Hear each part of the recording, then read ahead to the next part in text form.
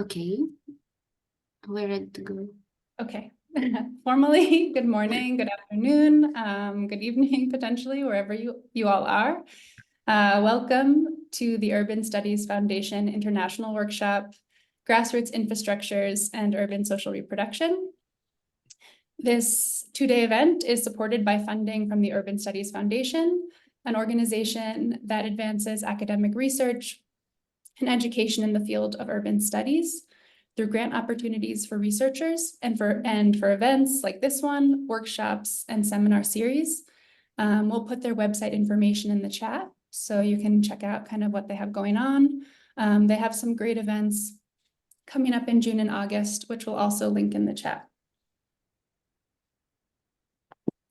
Before we get started with the first session, we want to introduce ourselves as the organizers of the event. My name's Nina. I'm an Urban Studies Foundation postdoctoral research fellow at the Colegio de Mexico in Mexico City, where I'm calling in from today. Martina, do you want to introduce yourself? Yes. A big welcome from my side as well. I'm Martina Capsali. I'm also a USF fellow, but I'm affiliated with the University of Manchester. Yes, and in my current research, I'm looking at how collective organizing impacts on the everyday lives of migrant women in Greece and the UK. And I'm very happy and excited for this event today. So a big welcome from my side as well. Okay. So this two-day workshop brings together academics and community-based organizations from around the globe to explore, first, the ways that grassroots infrastructures are built and sustained through the everyday struggles of urban residents and organizations, and second, how these infrastructures function as a form of urban social reproduction and political transformation. An ongoing crisis of care has put a burden on the lives and livelihoods of urban residents, but it has also simultaneously provided the impetus for the creation of grassroots material and social infrastructures, such as self-organized schools, makeshift residences, community clinics, and forms of communal resource sharing and redistribution that communities use to meet their everyday needs. Scholars and activists think of these infrastructures as a form of urban social reproduction. On one hand, they're essential to the daily and long-term maintenance of urban life, and on the other, they function as a form of antagonism, potentially, that can reshape urban space. Reframing grassroots infrastructures as a form of urban social reproduction calls attention to the embodied practices and socialities, the relations and relationships and networks and forms of labor that underpin urban life and that create new forms of politicization. And so across both days of the event, participants will reflect on how urban residents practice different forms of social reproduction and how these infrastructural practices resist in potentially complicated and ambivalent ways the sociospatial inequalities that characterize urban political economies. So today we have two sessions, and then tomorrow we have a closing roundtable with community-based organizations from Mexico, from Greece, and from the United Kingdom. And we're hoping that all of you will be able to join all three sessions. We also want to mention that this event is the first meeting of a proposed network of scholars, activists, and community organizations. We're in the process of creating a website and listserv to facilitate kind of continued conversation and collaboration. And we'll speak a little bit more tomorrow about future plans and ideas at the closing roundtable. We also welcome kind of any thoughts that you all have about how we can kind of continue this conversation. I think Martina will drop some links in the chat. We created a Twitter page for the event, and we also are kind of in the midst of building this website, which I think is live, but still in process. Okay, so we have good timing right now. I will be facilitating the first session. So formally, welcome to session one, Grassroots Infrastructures as Spaces of Political Transformation, Everyday Life and Resistance, Just one more reminder, if you're not speaking as part of the session, please mute your audio. You're welcome to leave your camera on, and we will have time for discussion and conversation after the speakers have presented. In this session, we have 5 presentations, each approximately 10 minutes long. After the presentations, the speakers will have a chance to respond to each other. And then we will have kind of a big kind of group discussion, chance for comments and questions from everyone attending. You're welcome to raise your hand and speak at that point. You're also welcome to leave questions in the chat, and Martina and I will be kind of monitoring both of those things as we go. For the speakers, we'll give you a little sign, a paper sign, when you have about 2 minutes left in your presentation. So really briefly, in this session, presenters will explore in various contexts how grassroots infrastructures are built and sustained through the lived struggles of urban residents, how these infrastructures function as a form of transformation and resistance, and also how they potentially reproduce and generate the forms of uneven development that structure urban space. We're going to proceed in the order of the program. And I will introduce each presentation and presenters in turn. So first we have Lazaros Karaliotas, based at the University of Glasgow in the UK, and Ana Santamarina Guerrero, based at the Universidad Nacional de Educación a Distancia in Madrid. Lazaros is a senior lecturer in urban geography. His work focuses on urban movements with a particular interest in how they build solidarities across differences through specific spaces and infrastructures from below. Ana is a postdoctoral researcher in the Critical Urban Studies Research Group at the university where she's based. Her research addresses questions around urban commons, migration, housing, and social reproduction in Glasgow and Madrid. So with that, Lazaros and Ana, we'll turn the mic over to you. Hello. Let me try to share the screen.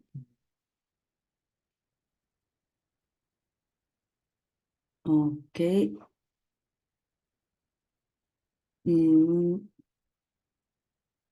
I don't know how to do the full presentation. 1 second.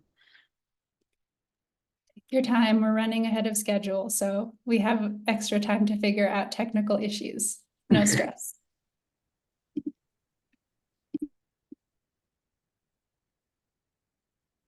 Okay, can you see now the full? Not really, right? No, but if you press Anna on the bottom right corner, there's a sign that has a screen, like a full screen. Lower than this and right. Okay, right now. Okay, thank you very much. So first of all, thank you for inviting us here. We are very happy to be part of this workshop, and we are sure that we will have really good discussions over the next 2 days. Lazaros and I have done different work on migrant struggles, navigating the intersections between the politics of mobility, strategies of social reproduction, and their spatialization in urban infrastructures as migrants as migrants' everyday geographies. And basically in our work, we foreground the key role of infrastructures, not only in enabling migrant survival across exclusionary and racist geographies, but also as spaces that trigger politicization processes and processes of building the commons. And in making this argument, we basically draw on different work that we've done in different cities. Lazaros has been doing different work in migrant solidarity spaces in Greece, and I did my PhD with a solidarity campaign to stop the eviction of hundreds of asylum seekers in Glasgow. And I'm now doing different work also with migrant digital precarious workers in Madrid.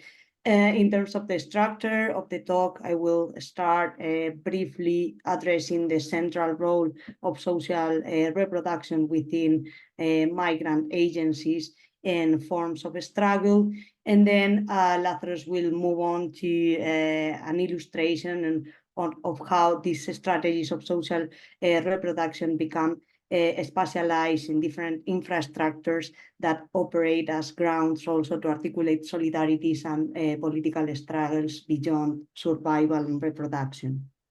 Well, so as I said, our discussion of grassroots infrastructures starts by foregrounding the key role of social reproduction within migrant struggles, mobilities, and agencies.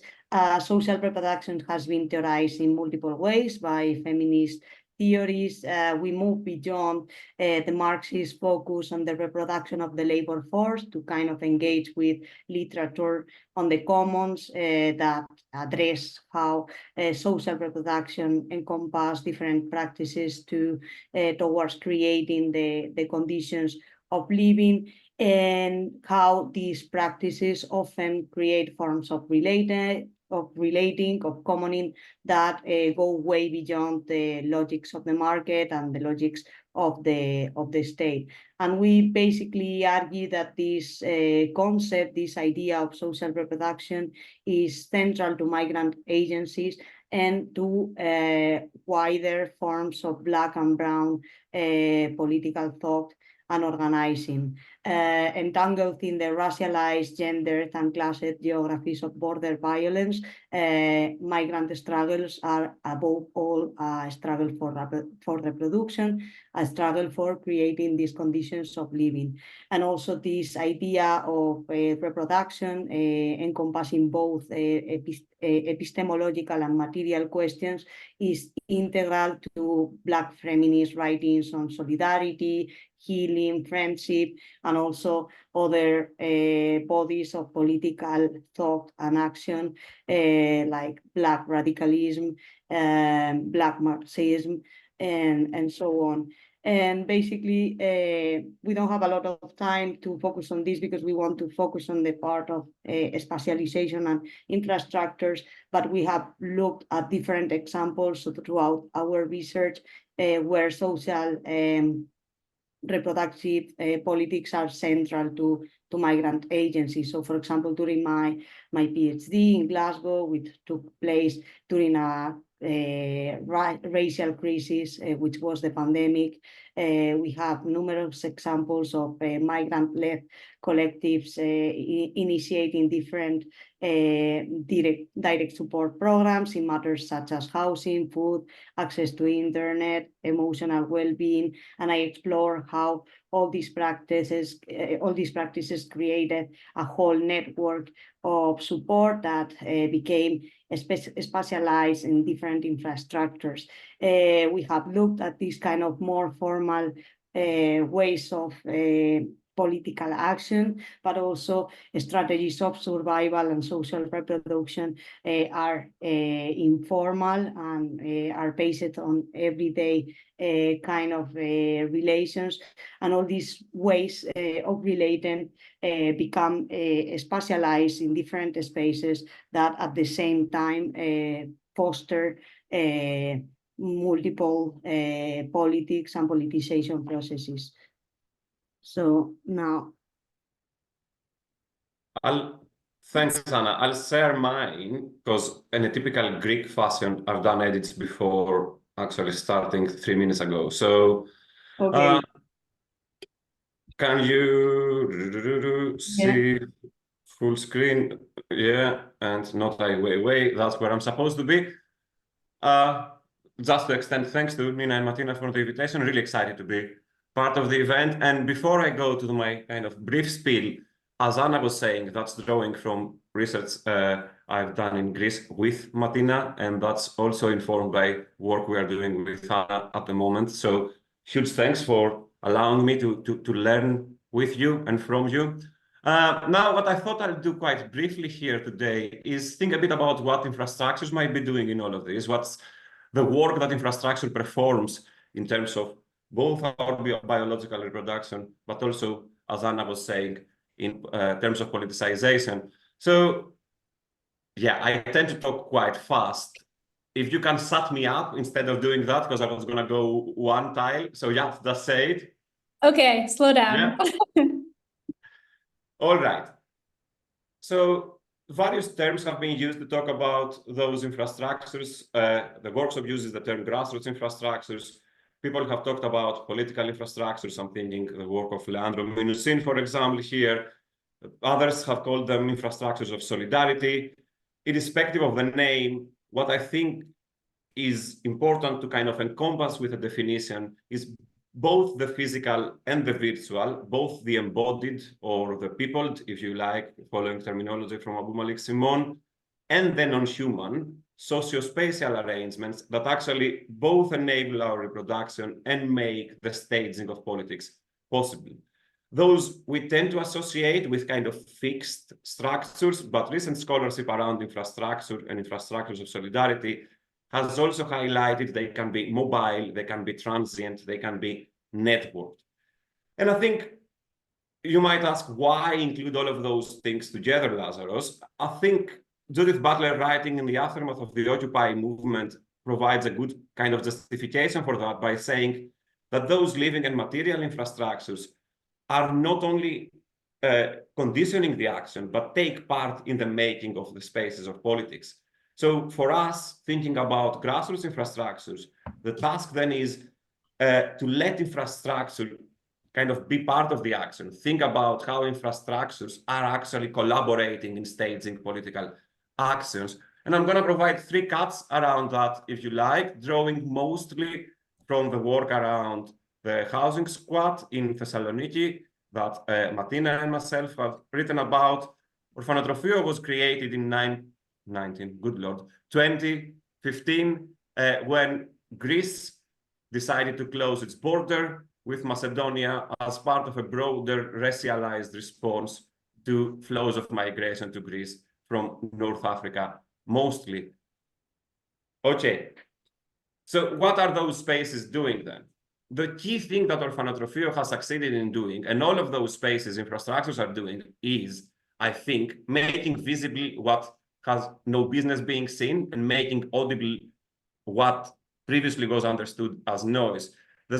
My favorite example for Orphanotrophio is from someone who borrowed a bike from an activist in the squad and took a cycling route around the city. And they said, it's the first time I'm feeling I'm part of a city after 5-6 years. And I think that speaks to how people who in the racist order of our cities are seen as belonging to camps, as belonging to asylum accommodation, rather than in the city, are becoming part of city life. And that's the most important thing, I think, that those infrastructures are kind of succeeding in doing. But also they don't exist in isolation. They formulate networks of solidarity with other similar infrastructures. For example, Orphanotrophio was collaborating with Solidarity Health Clinics and legal support networks to actually provide support to migrants and refugees living in Thessaloniki. So it's in this sense that I'm talking about reordering, reconfiguring the sensible order of our cities. In doing so, I think they're creating what Athina Arabadzi calls struggle communities among urban dwellers. Struggle communities that bring together people who are coming from different backgrounds. And in that sense, they create conditions for negotiating difference and for forging solidarities across subjectivities. If you like, difference is not seen as a barrier in constructing solidarities, but it's seen as a generative ground upon which solidarities might be built. In our case, this might be mostly around kind of racialized categories, but we can think of different kind of identities and how these come together. I know I'm over time, just 1 minute and I'll finish. Yeah. So I don't want to be massively positive. I thought it's worth for our conversations to also mention some limits to those ground infrastructures. I'm thinking here of how they encounter the police. And I use that to refer to patriarchy, state, market, so on and so forth, to think about how those are really demanding in terms of the effort they take to stage, and how activists might be arriving at kind of burnout, and how they might, within themselves, actually be reproducing exclusionary and unequal orders around categories like gender or race, and so on and so forth. How are then these to remain open to newcomers? I think, and I use newcomers here not in terms of migration, but people who are not part of the action from the outset, if you like, new ideas. How are these to remain open remains the challenging question for me. I just 30 seconds so that I don't conclude on a negative note. But I do think they imagine and materialize alternatives to the current order of things. And I do think that they assemble a sort of a city of solidarity against racism and exclusion. And that's the important take home for me. And also that no one is illegal. And that's how I wanted to end this. Thank you very much. Thank you to both Lazarus and Anna. That was really generative, and a lot of things were coming up for me. And I hope during discussion, I'm sure we'll have time to unpack. Next, we have Sage Ponder, an incoming assistant professor of American Studies at the University of Texas, Austin. Her research is concerned with understanding the racialization of urban finance and the implications for environmental justice and social reproduction. So Sage, I'm going to turn the mic over to you, and we'll give you a little nudge when your time is almost up. Thanks so much, Nina. I'm actually going to minimize the screen because I don't have slides. I'm going to read a little bit, but it will still be engaging. But so if you could just audibly say it instead of doing the... No problem. I will interrupt you without issue. Sweet. Okay, thanks so much. I really appreciate the first speakers. That was such an interesting presentation. And I just want to say that they already took kind of social reproduction theory and ideas about urban grassroots infrastructure to probably somewhat of a higher conceptual level than my presentation is going to. So I've kept things really kind of casual and introductory, and hopefully over these 2 days, the ideas can be generated together. But so thanks a lot. Let's see. So a little bit of an intro to my work. I do work on the racialization of urban finance and how this intersects with embodied geographies and material infrastructures of the city. So in terms of the concept of social reproduction, a lot of my work has been focused on understanding how social reproduction has become urbanized and financialized. And also, conversely, how the lens of social reproduction can provide politically actionable insights into urban and financial processes that might not normally be spoken of in terms of social reproduction. So, for example, the infrastructures we all need in our lives to obtain a foundational threshold of basic collective well-being, working water and sewer systems, bridges, schools, hospitals, and so on. My work uses the lens of social reproduction to establish why these processes should be understood as a collective set of related geographies that are most relevantly studied at the urban scale, and also how these processes have become dominated by debt and other financial relations, especially over the last 50 years or so. So this is where I think my personal contribution to social reproduction theory has taken place, kind of at what people describe as at the level of the financialization of social reproduction. I'm not going to really focus on that aspect too much today, but I'm very happy to in further discussions. What I want to focus on instead is what I found or learned about social reproduction through my empirical work, my engagement in the field and with people living in these places. that I'm working in. And this is where I'm picking up on the first main theme of this session, the ways that grassroots infrastructures are built and sustained through everyday struggles of urban residents.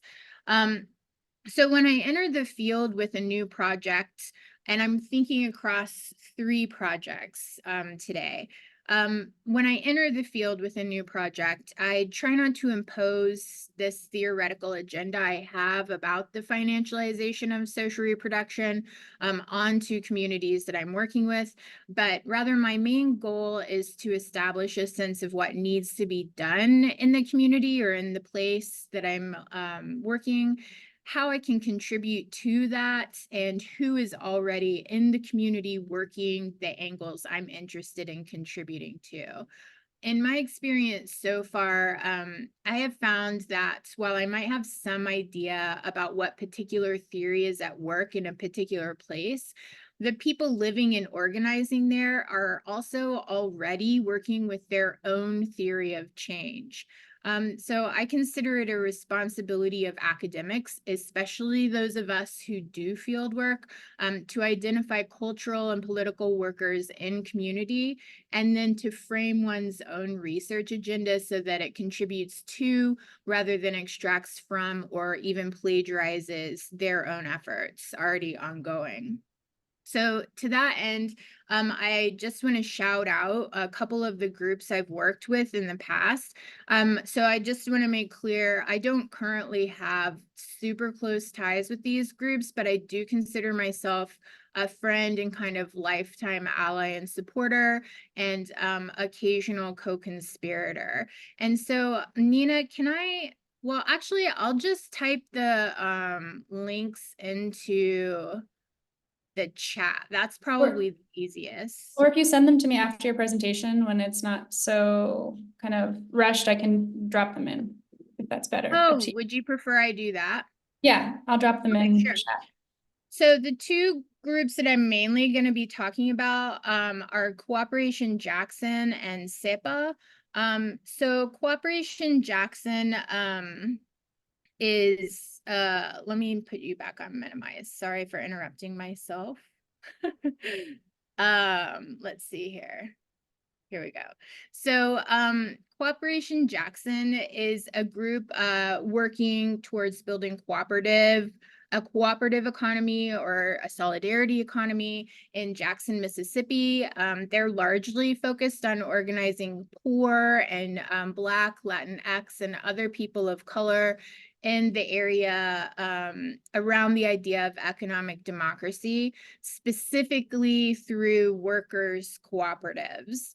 And SEPA is a group in San Juan, Puerto Rico. SEPA stands for, it's an acronym in one sense, and it stands for Center for Embodied Pedagogy and Action.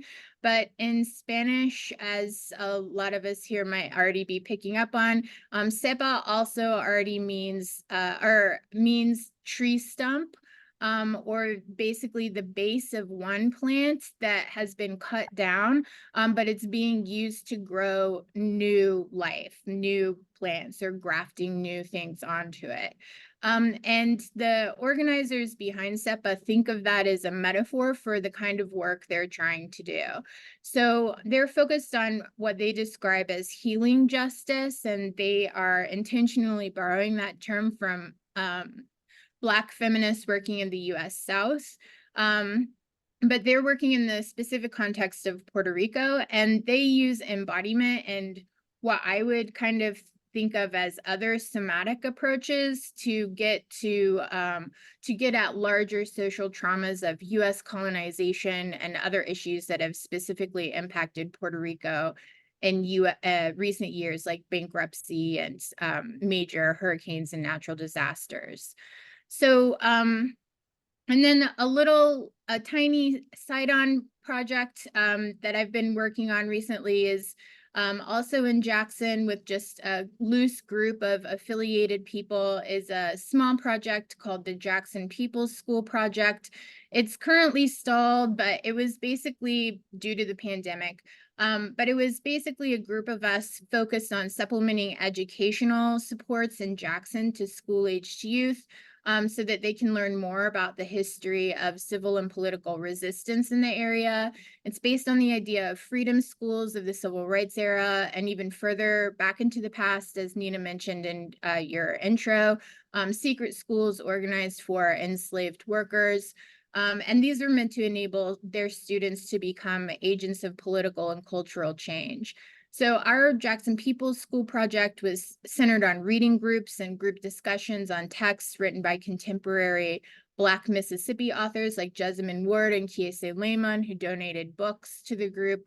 And we also brought in elders who were/still are leaders in the local Black Panther movement kind of back in the day. So those are the, yeah. You got about 2 minutes. Yeah, that's good. We're Okay, good. cool. So those are the 3 projects that I'm thinking with for this workshop. And one main takeaway that I've learned from building relations with cultural workers in these places about the intersection of grassroots infrastructures and social reproduction is that community action and ultimately community transformation always takes place or is centered on issues of social reproduction, not kind of politics with a capital P. So of course, we all know social reproduction is politics, but what I mean is that social transformation kind of is centered on the Cindy Katz's super famous quote, you know, the juicy, fleshy stuff of life, not necessarily abstract political discourse. So people can live with a corrupt politician in charge for a very long time, even if they hate it, but they cannot live long at all with a broken water system. They can't live with broken systems that engage the body in poisonous or otherwise deadly ways. And from my experience, this is the intersection where infrastructural breakdown and everyday life meet. That is precisely where grassroots politics and political transformation has always come to life. And so I can get more into how the groups that I'm working with kind of get at this intersection later on if people are interested. But this brings me to thinking about the second call of this session and my last kind of thought in closing. And so that's, you know, the call to understand how these grassroots infrastructures function as a dual form of urban social reproduction and political transformation. So for me, the way that this has been phrased when I read it, and I see this in the literature a lot, this actually, for me, creates kind of a false conceptual distinction between social reproduction and political transformation. I'm not sure if that's how you guys meant the ands, but that's how I read it. And so to explain, we can, you know, take this call for intervention in a number of ways. But in order to do that, we need to specify what we mean when we say social reproduction. So do we mean it as a process of socio-cultural economic class formation that is mostly violent, as opposed to more intimate everyday scales of household gendered processes and relations? And that's kind of how I see the split between the 2 sessions happening. But I want to question this. I want to make this distinction, like, you know, problematize it. The question for me is, can social reproduction, can we think of it as ever not being inherently violent? And a lot of the literature kind of conceptualizes social reproduction in this inherently violent way. But for me, the answer is that yes, it is possible to have social reproduction not be inherently violent. And the first presenters did a really great job of just diving right into that. But I don't think this has really been covered a lot by, you know, mainstream social reproduction proper theory. But it is what I've learned working in the field with these groups that I've mentioned, and who are enacting these grassroots infrastructures on the ground, usually during moments of crisis and always operating on their own theories of change. So yeah, those are my two main takeaways. Social transformation happens via social reproduction, not capital P politics. And social reproduction is political transformation. They're not two separate things. So thanks a lot. And I'm really excited to be here. Thanks for having me. Thank you so much, Sage. I feel really energized by both of these presentations so far. Yeah, so many things came up for me thinking about researchers' relationships to the struggles and movements we study. I love questioning the premise of the event to begin with. And yeah, just kind of, I've been thinking for a while, and maybe the speakers can kind of think about this after the presentations are over, but kind of, yeah, what we mean by the terms that we use and what they help us to understand about the way the world works, which is super valuable. Okay, so moving on. Next, we have Alejandro de Coscorso, based at the University of Edinburgh in the United Kingdom. Alejandro is an urban geographer working at the intersections of urban political ecology and infrastructure geographies. His work analyzes the everyday political ecological relations between infrastructure, environment, and the urban as mediated and enabled by labor. And I think an important intervention in this infrastructural turn. Alejandro's research has mainly focused on Mexico City, carrying out ethnographic and archival research on hydraulic politics, technologies, and ecologies since 2015. Welcome, Alejandro. I will give you a 2-minute warning. Let me know if you want me to interrupt you or hold up my little sign. I think you can interrupt me. I also have like 3 timers here, so hopefully I can stay on time, but I can't promise anything. Great. Voy a hablar en español porque me parecería extraño ser un mexicano hablando de México en un evento con una universidad mexicana y hablar en inglés, aunque mis notas están en inglés, así que no prometo que todo tenga mucho sentido. Es culpa de las notas. Espérenme, dan un segundo aquí. Me está preguntando. Listo. De qué idioma Entonces, estoy hablando. Listo. Alejandro, Sí, para hablar lento por de todos acuerdo. y Sí, hacer pausas. hablaré lento, tan lento como pueda. Como Tengo una poquito raro, pero lento, presentación. sí. Tengo una presentación que son básicamente imágenes y la voy a compartir para que puedan darse una idea de qué es lo que estoy hablando y cuál es el campo en el que estoy trabajando. Avísenme si la pueden ver. Sí, ¿Sí? podemos ver, sí. Perfecto. Bueno, primero que nada, quiero darles las gracias bueno, obviamente a las organizadoras por invitarme y a todo el mundo por estar aquí. Hoy quiero hablar un poco sobre esta cuestión del trabajo y estas tecnopolíticas cotidianas del agua en la Ciudad de México. Y eso quiere decir que voy a entrar a este tema de estas grassroots infrastructures, perdón, no sé cómo decirlo bien en español, de una manera un tanto lateral. Mi investigación se ha enfocado principalmente en formas de trabajo infraestructural muy localizadas, muy situadas, que son, según yo, clave para sostener las infraestructuras hidráulicas de la Ciudad de México, las cuales son propiedad y manejadas por el Estado mexicano, y que son ciertamente, como decía Sage, como hemos escuchado antes, centrales para la reproducción social en la escala urbana. Alejandro, Sí, danos un minuto, creo que la traductora está acomodándose, perdón. ok, sí.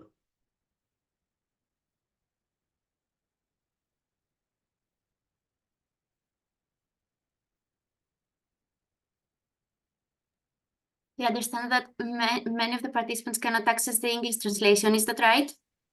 I just said that we're giving the translator a moment to get accommodated. Yes.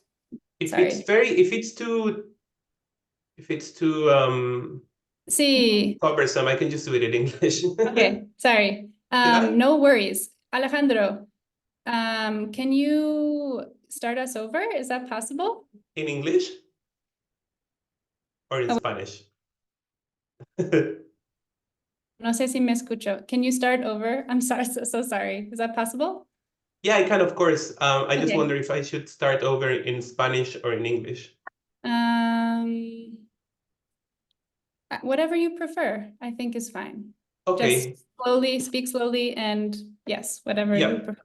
Bueno, comienzo de nuevo. De nuevo, gracias a las organizadoras y a todo el mundo por estar aquí. Hoy quiero hablar un poco sobre esta cuestión del trabajo infraestructural y la tecnopolítica cotidiana del agua en la Ciudad de México, que es lo que he investigado hasta la fecha. Y mi campo es un tanto distinto al que hemos escuchado antes y creo que me permite entrar de manera lateral al tema que nos trae aquí hoy, que es esta cuestión de grassroots infrastructures, perdón que lo diga en inglés, no sé cómo decirlo en español, y el tema de reproducción social. Mi investigación se ha enfocado hasta la fecha en diferentes prácticas de trabajo infraestructural que llevan a cabo trabajadores al servicio del Estado mexicano en la Ciudad de México, que permiten que estas infraestructuras en una gran ciudad como la Ciudad de México funcionen en condiciones de austeridad, de fallos infraestructurales, de cada vez más estrés hídrico y condiciones climáticas cambiantes, y que me parece nos permiten pensar de qué manera ciertas prácticas incrementales y muy situadas, digamos, se vuelven parte de sistemas que reproducen no solamente el poder en el espacio, sino que permiten también que en distintos grupos consigan reproducirse socialmente en estos espacios urbanos.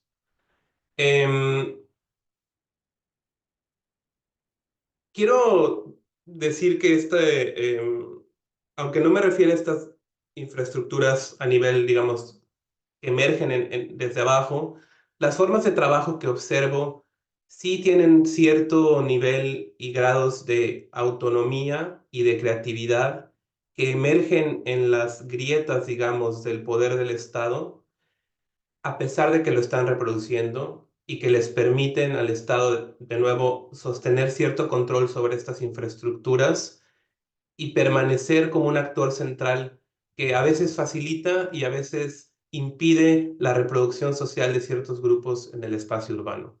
Lo que ven en esa imagen que tengo ahí es la compostura que realizaron los trabajadores de la imagen anterior después de varias horas de estar trabajando. Perdón, Alejandro, ¿podemos pausar un minuto para que la traductora llegue a tu momento? Ah, sí, claro.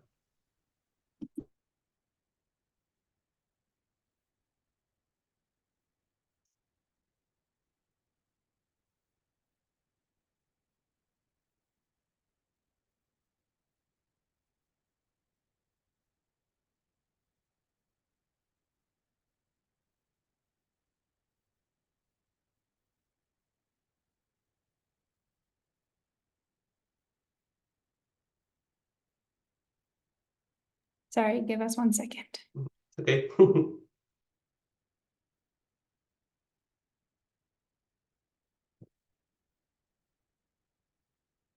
Okay, I think we're good to go. Bueno, como decía, el arreglo que quiero enfatizar es esta cuestión brillante, plateada, que pueden ver en la parte inferior de la pantalla, que es el arreglo que estos trabajadores realizaron con piezas que son normales en el sistema de aguas, pero utilizando también algunas partes que parecerían basura normalmente, pero que utilizan aquí en este momento para contener una fuga de agua que amenazaba con inundar un estacionamiento cercano y una gran calle en la Ciudad de México, Paseo de las Palmas para quienes conocen la Ciudad de México. Lo que sucede en este momento, a mi parecer, es que esta forma de trabajo infraestructural, donde la creatividad de estos trabajadores permite que el agua fluya, es que hace un par de cosas al mismo tiempo. Permite sin duda que el agua esté circulando, permite que la vida urbana pueda seguir reproduciéndose, pero al mismo tiempo reproduce el poder del Estado en el espacio. Y para esto tenemos que entender que la Ciudad de México, como muchas otras ciudades, si no es que todas las ciudades del mundo, tiene una gran desigualdad que le marca, y esa desigualdad es interseccional y tiene elementos de clase, de género y de raza que la entrelazan. Puedo hablar más sobre esto después en los comentarios, en las preguntas, pero a través de mi trabajo pude observar cómo estas formas de trabajo infraestructural que emergen en estos resquicios del Estado, donde las infraestructuras están siempre al borde del colapso, reproducen también estas desigualdades, aunque hay ciertas ocasiones en las cuales alianzas entre los trabajadores y ciertos grupos de residentes urbanos logran, aunque sea momentáneamente, poner un alto o retar estas lógicas de desigualdad y de poder que se reproducen en el espacio, en el tiempo, a través de las infraestructuras. Creo también que es importante considerar, y aquí creo que debí de haber invertido las diapositivas, que en este proceso de reproducir la ciudad y de permitir la reproducción urbana, digamos, la reproducción social, también están implícitas las formas de vida de estos trabajadores. Son trabajadores que usualmente habitan las periferias de la ciudad, como la cual pueden ver en la pantalla, que usualmente tienen más de un trabajo para lograr llegar al final del mes. Y esto implica que las formas de trabajo infraestructural que sostienen, digamos, estos grandes sistemas que permiten la vida urbana están atravesadas por las mismas desigualdades que ellas producen y reproducen. Y creo que es importante centrar esto para también pensar en estos trabajadores como agentes complejos, que no solamente es una cuestión de creatividad y de enfatizar la importancia de su trabajo, sino de pensar de qué manera este sistema desigual de opresión y de discriminación en el cual ellos trabajan les da forma al mismo tiempo que ellos le dan forma. La última que quiero mencionar, consciente del tiempo y para que podamos tener más tiempo para conversar, es que esta forma de producir, mantener y reparar infraestructuras urbanas, y que a su vez estas permiten la reproducción social de una manera de nuevo desigual en el espacio urbano, tiene límites muy concretos. Muchos tal vez hayan escuchado en estos días hay varios anuncios sobre el fin del agua en la Ciudad de México. Hay también una crisis relacionada a la contaminación del agua en una de las alcaldías más ricas de la ciudad. Más allá de la política de cada una de estas dos cuestiones, que de nuevo yo podría con gusto discutir, creo que nos indica que la forma en la cual este sistema infraestructural complejo y el poder del Estado que produce y reproduce tiene un límite cuando depende de estas formas de trabajo situadas, creativas, incrementales, que operan en estos resquicios, en estas grietas del sistema infraestructural. Y creo que aquí es el momento en el cual esas contradicciones que las dos presentaciones anteriores han enfatizado emergen con mucha mayor fuerza entre, digamos, la lógica violenta y exclusionaria de estos sistemas infraestructurales, la lucha por la vida en un lugar de extrema desigualdad y que cambia, digamos, bajo la presión del cambio climático, y mediado por este trabajo que es precario, pero que aún así continúa siendo crucial para la vida urbana. Perdón por pasarme unos cuantos minutos, creo que todo salió bien al final con la traducción, o eso espero, y cualquier duda, feliz de responderla después. Muchas gracias.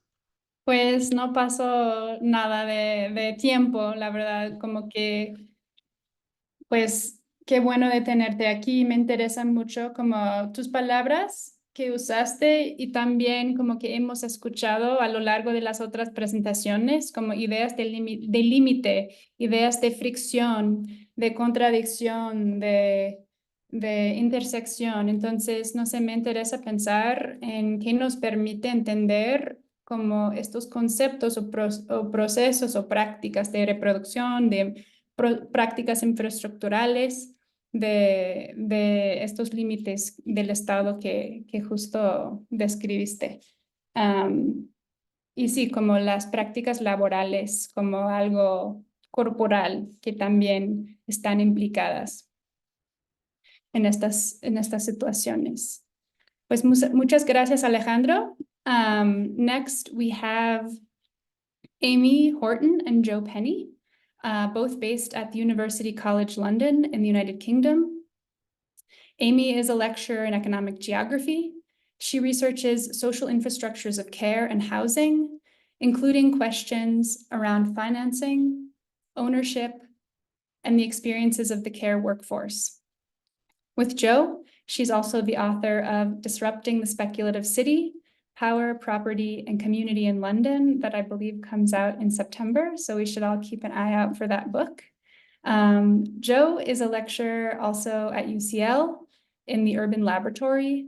He researches spatio-political transformations in the context of austerity urbanism, financialization, and rentierism in London, focusing on the local state, land, and housing as key sites of struggle. Amy and Joe, let me know if you want me to interrupt you or kind of signal when you have about 2 minutes left. I think interruption is great. Thank you, Nina. Do you want me to share the presentation for you, or are you going to do this? If you could share it, that would be brilliant. Thanks, Yes. Matilda. Yeah. Just a moment, and let me know if that's visible for you. Yeah, we can see that. Yeah, thank you very much. Okay, thank you so much to Nina and Martina for inviting us here today, and thank you so much to the translators for doing a job that I would find incredibly difficult and stressful. So I'll try and temper my fast reading from nerves with the translator's needs as best I can. Anyway. Okay, so today we're drawing on a struggle over urban space in London to think through housing as a contested socio-economic infrastructure that operates in, against, and beyond residential capitalism and the real estate state. Could you change slides, please? So we understand housing. Are you okay to switch slides? Thank you. So we're understanding housing as a vital but ambivalent socioeconomic infrastructure of social reproduction, urban citizenship making, and wealth accumulation. And these functions are inevitably in tension, reproducing inequalities across vectors of social differentiation. So, for example, practices of bordering, evictions, and rent increases serve the interests of some by compromising the dwelling conditions of mostly racialized working class others. And because of this, housing also functions as a critical infrastructure of grassroots urban struggle. And as an example of this, today we're presenting the case of Stop HDV, a campaign in Tottenham to show how post-extractive political possibilities for home based on ideas of repair, diversity, and democratization against demolition, dispossession, and speculation are emerging out of London's housing activisms and across these wider grassroots infrastructures of mutual aid, solidarity, and resistance in the city. Next slide, please. So in case people aren't familiar with the area, Tottenham is a diverse working class part of London. that's long been the epicenter of the the anti-Black violence of post-imperial British urban policy, as well as a place of anti-racist and leftist community organizing and resistance. In 2011, the police killing of Tottenham resident Mark Duggan triggered a major uprising in the area, reflecting deep grievances over racist over-policing, decades of public disinvestment, and gentrification. And the local state responded to this uprising by denigrating and stigmatizing Tottenham's public housing as a kind of anti-social infrastructure, ostensibly responsible for cultures of low aspiration, criminality, and a kind of failed urban citizenship. And working closely with global developer Lendlease, local state actors devised a plan to demolish thousands of council homes and migrant-run businesses to make way for dense residential and commercial real estate developments, displacing what they viewed as a rebellious and unproductive population with a wealthier and whiter class of investor and resident. The Haringey Development Vehicle, as this venture was called, would have, to use Joy White's term, terraformed Tottenham. It was a neo-colonial project of municipal and corporate accumulation by dispossession that sought to conjoin profit motives with political agendas of citizenship making to discipline and displace urban populations resisting racialized state violence. Next slide, please. The HDV was also an expression of the speculative city.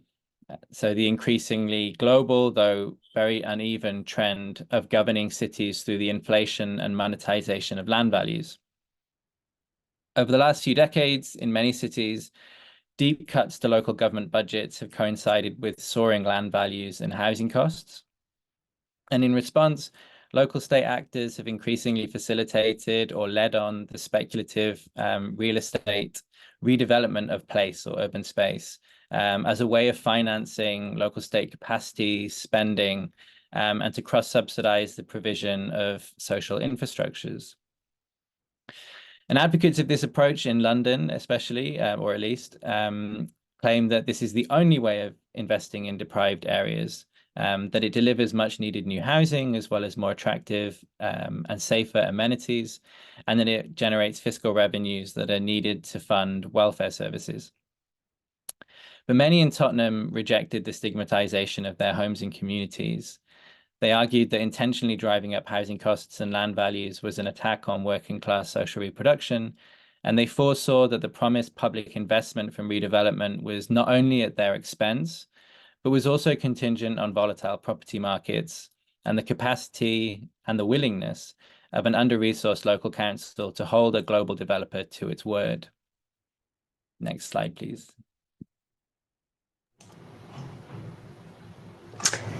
Hi everyone, and thanks for a fantastic session so far. So I'm going to talk a bit more about that coalition that emerged. So the coalition behind the Stop HDV campaign emerged out of Tottenham's grassroots infrastructures of solidarity. These had been built and sustained over years through the everyday struggles of residents. And the coalition was diverse. It involved people from housing and anti-austerity activist groups, community trade union branches, council estate mutual aid groups, and market trader associations, political parties, and some elected representatives. So coalition building across these diverse infrastructures underpinned the success of the campaign to stop the HDV. The scale, breadth, and diversity of the coalition gave the campaign the collective capacity to pursue three key sets of tactics. So the first was to create a critical counter-narrative against the HDV and the speculative city more generally. This resonated with people's everyday experiences and wider politics. It challenged the denigration of homes and communities targeted for redevelopment. And it was spread through local organizing, the media, and public demonstrations.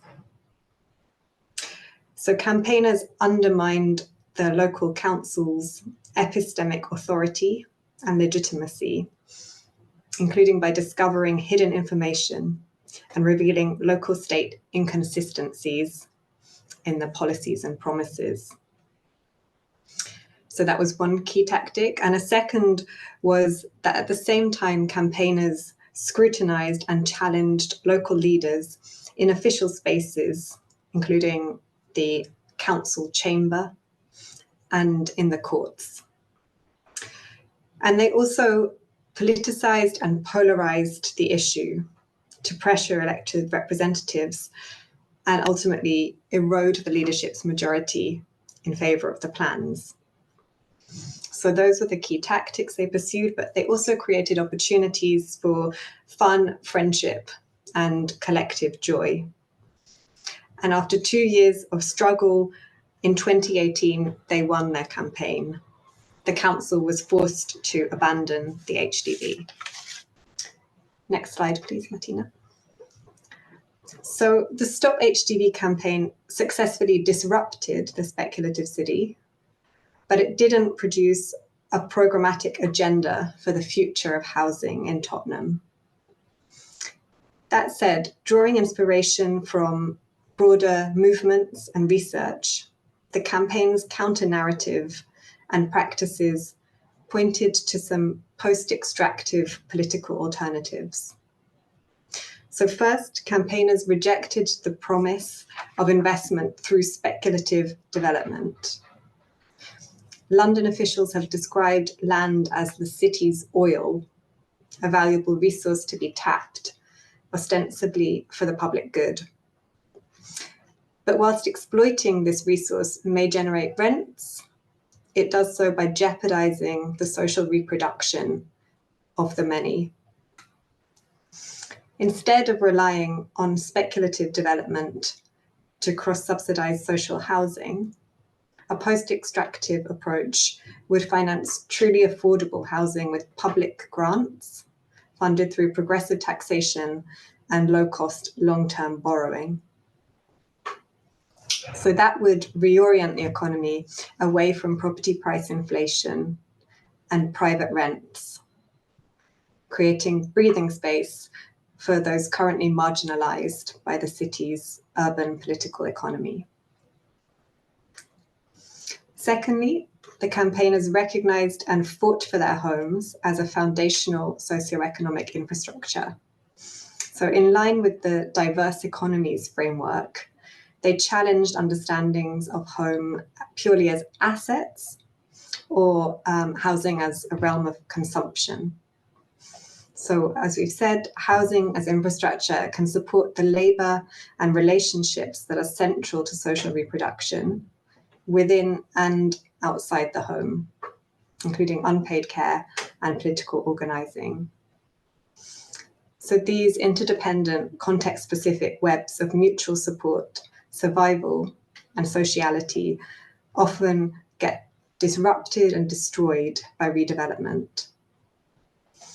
The campaigners also insisted that tearing down existing built environments is ecologically wasteful and harmful.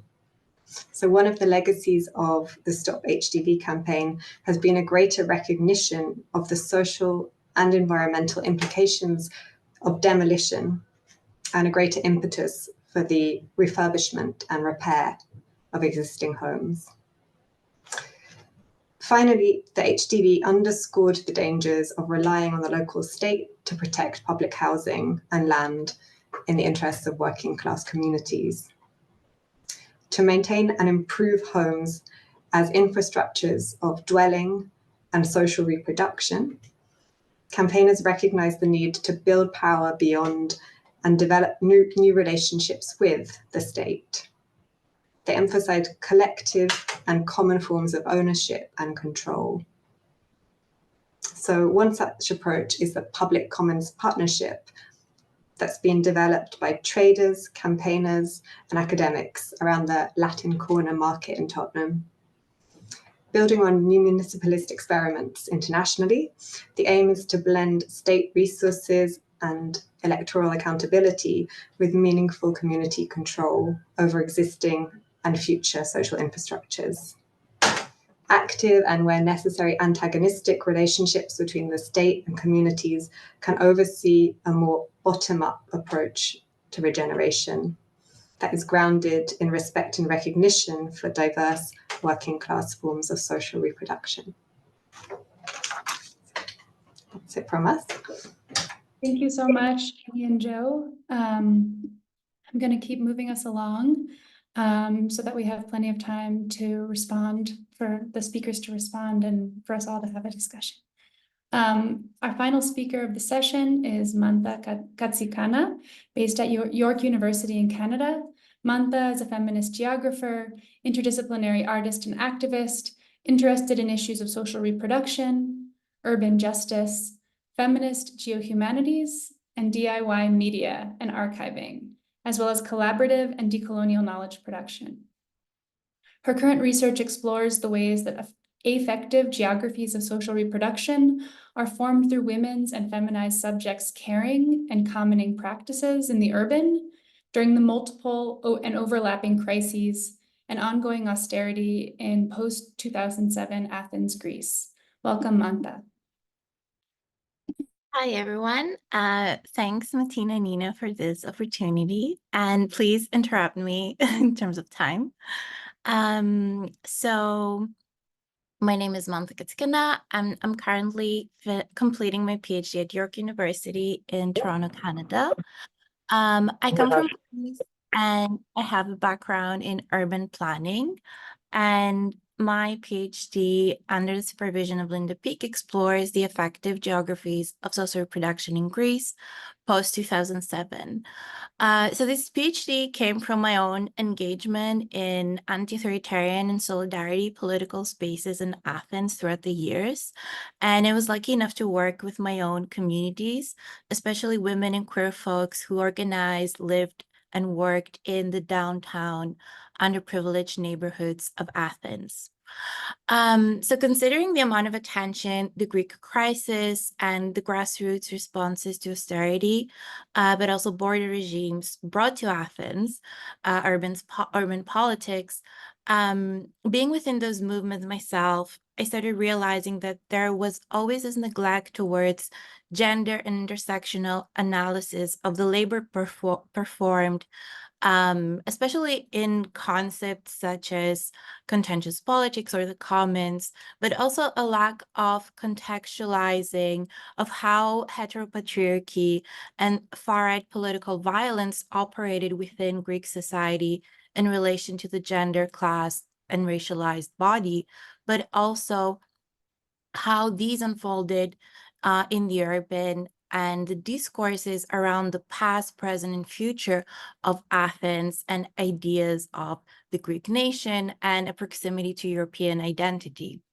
In this context, I realized the extent of the invisibility of caring and socially reproductive labor as political labor within grassroots movements and the analysis that celebrated them, but also the routinization and devaluation of this labor, both within movements and the Greek society at large, and within familistic capitalism. When at the same time, austerity and the overall atmospheres of violence and dispossession had a devastating impact on the caring, laboring, and resisting bodies that performed social reproduction within and beyond movements in their all their intersectional dimensions. So my question in relation to this workshop has to do with what are the intersectional dimensions of caring labor within movements, and under what effective conditions and specialities are these unfolding for women and feminized subjects? I'm also posing this question in relation to an effort to decolonize knowledge production about social reproduction for and from places that don't exactly fit the paradigms and geographies of theory that dominate the conceptual division between the global north and the global south. So how do we theorize from such places beyond simplifications of the periphery and the reduction of various crises in the national? How do we historicize the conceptualizations of social reproduction from elsewhere? In my PhD research, I explore not only the ways social reproduction practices are carried out in the urban in the context of solidarity and everyday life under austerity, but also how they reproduce the city against neoliberal and austerity urbanism, how they reproduce resistance itself through politicizing and collectivizing social reproduction within infrastructures, networks in the urban, from the apartment building to the immediate community of the neighborhood and to citywide organizing. How resisting through care creates new ideas about the political that bring into life alternative socio-spatial imaginaries of belonging and living in the city. I argue here that social reproduction in the context of solidarity within austerity and its contentious politics in the urban emerged as a political stake in the urban, around which struggles were organized, but also around which violent state suppression, far-right violence, and supranational necropolitical governmentalities were developed. Social reproduction in this context enabled the survival and community building. Sorry to interrupt you. Can we have a pause for 1 second so the translation can catch up? I'm so sorry. I'm sorry. No worries. It's all an experiment. Oh, the translator is requesting that you do some more pauses in between phrases. Okay, whenever you're ready. Okay, Sorry.